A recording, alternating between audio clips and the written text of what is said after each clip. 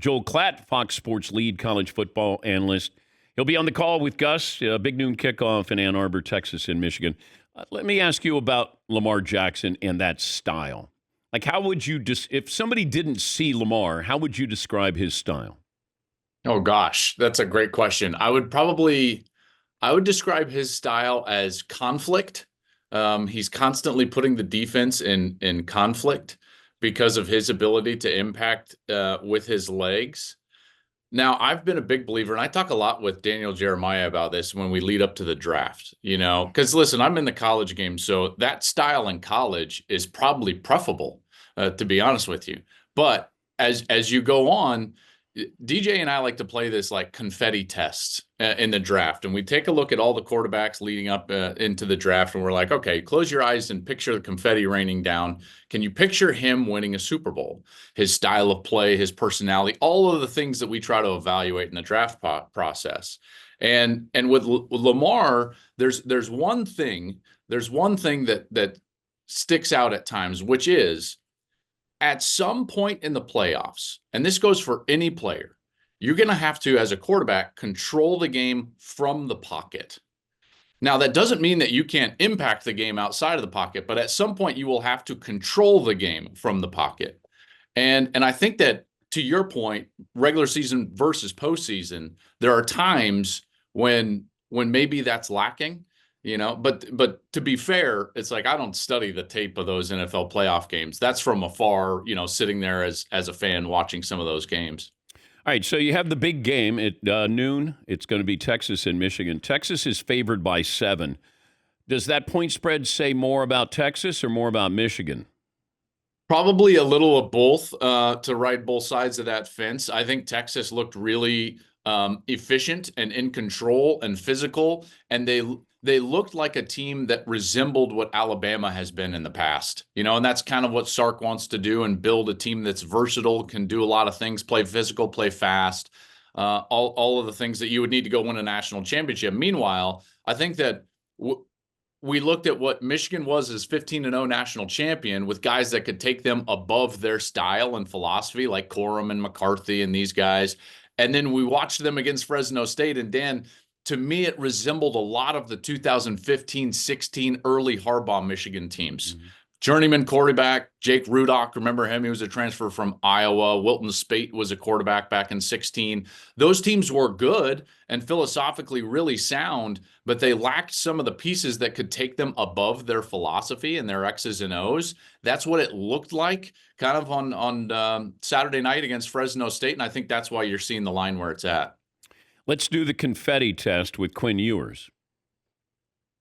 Close your eyes. Okay. Can you see Quinn Ewers with confetti raining down upon him this season? Well, wait. Which confetti? Are we talking about the little mini Lombardi Trophy confettis that somebody cuts out, which is incredible? Or are we talking about like the square college football confetti that's cheaper? Square, yeah, the cheaper version. Okay. For a national championship, can you see confetti raining down on him? I can. I think that this Texas team is very versatile. I think that they're deep. They've got probably, I would say, the most experienced offensive line in the country. Certainly, they got 4 guys that have started for the better part of 3 years up front in front of him. And their most talented guy might be the 5th that isn't one of those experienced guys.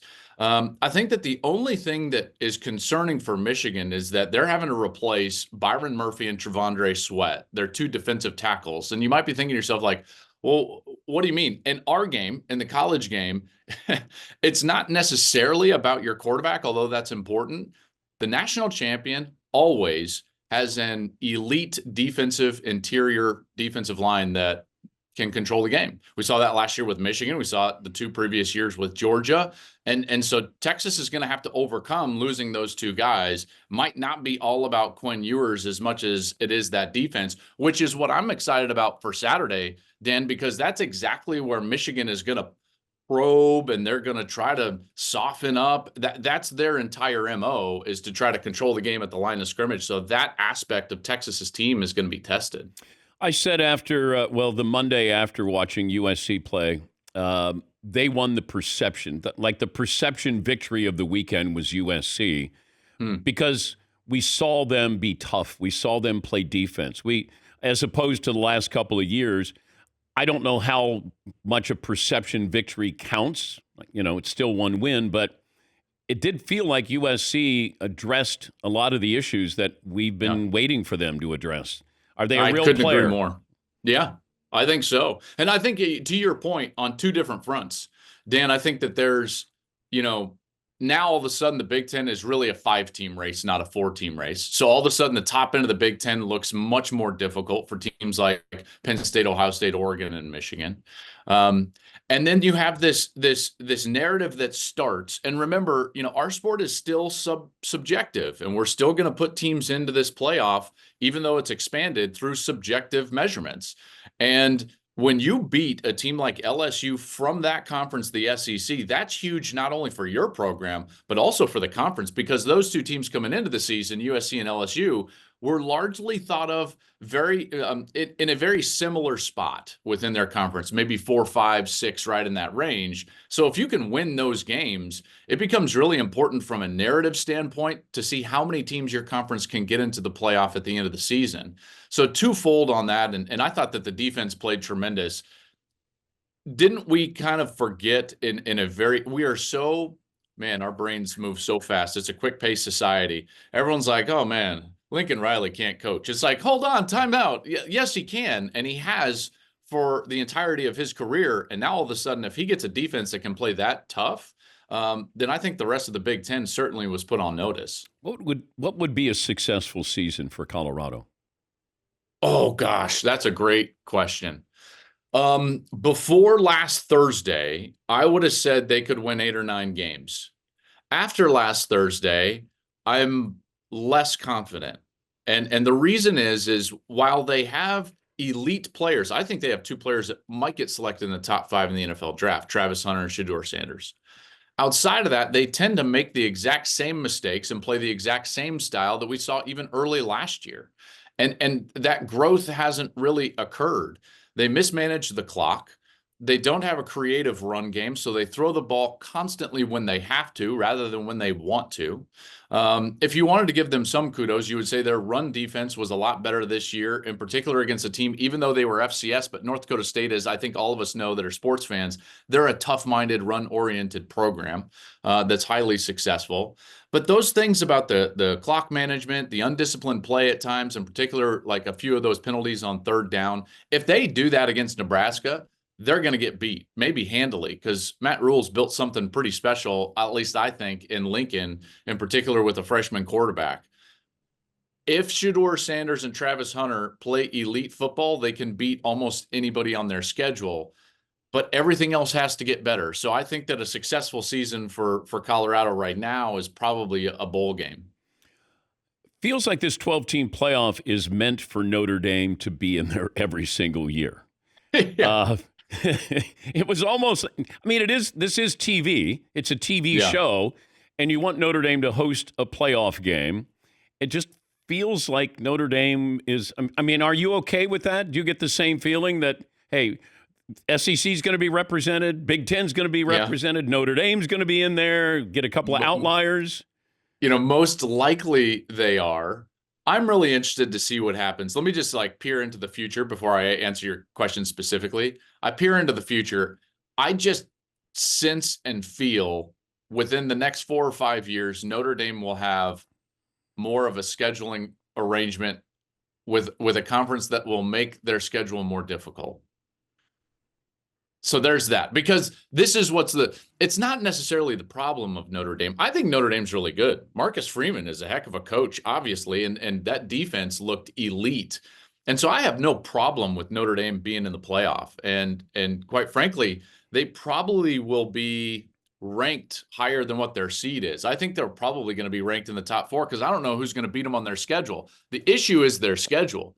Their toughest game, at least before the season, was probably this road game at Texas A&M. Now it looks like it's the road game at the end of the year at USC. But between those 2 bookend games, Dan, with Florida State losing twice, it's like 10 straight scrimmages. I know that sounds harsh, but that schedule, it's totally in their court. If they want to play and hold their own standard, they'll be undefeated facing USC, and they're going to be in the playoff. Appalachian State at Clemson tomorrow night. If Clemson loses tomorrow night. Could you repeat that real quick? You cut out for a moment. Appalachian State, Clemson, if Clemson loses tomorrow night. Oh, my gosh. Oh, my gosh. Don't do that to me. I can't comprehend. You know what Clemson reminds me of, Dan? They remind me a lot of 2010 Texas. Texas had that 6-year run with elite level quarterback play, Vince Young to Colt McCoy. But what ended up happening is over those 6 years, the program's roster started to deteriorate, but we didn't know it because Colt carried them. And he carried them to that national championship game. He gets hurt. They lose to Alabama. And we thought that Garrett Gilbert was going to be like, well, he'll be fine because he's a 5-star and, he's Texas's quarterback. And they fell off the face of the planet, and it took them until last year really to kind of like right the ship. Mm. The key is that Texas missed on recruiting a quarterback. And I think Clemson has done the same. Now, Cade Klubnik, I'm hoping that this turns around, but this is what happened with Deshaun Watson to Trevor Lawrence. And at the end of Trevor's tenure, yes, they made the national championship game, but he carried them past that Ohio State team. He carried them to that point. And you look at the draft picks since he's left, and it's fallen off the face of the planet, just like Texas. Texas went like 10 years without an offensive player drafted until last year. And we're starting to see that with Clemson. So to me, it's not about Dabo in the transfer portal or he's unwilling to do this or that. It's that they've missed at quarterback. We didn't see the deterioration of the roster like we didn't see it at Texas. And I think that's the issue. And I tell you what, this is not the game I would want to play if I was Clemson after losing to Georgia. App State's going to be ready to play. Wouldn't shock me if they beat Clemson, but at the same time, I think that the Tigers, at least I hope the Tigers right the ship for their sake. Tell Gus we said hello. Have fun tomorrow. We'll be watching. Thank you. Great appearance, Joel. I will. All right. I appreciate it, Dan. Have a good one, bud. That's Joel Klatt, Fox Sports lead college football analyst, and it'll be Fox's big noon kickoff in Ann Arbor. It's Texas, Michigan. We'll come back, got our play of the day. We'll settle on our poll question, your phone calls as well. Rich Eisen will join us coming up next hour. We're back after this.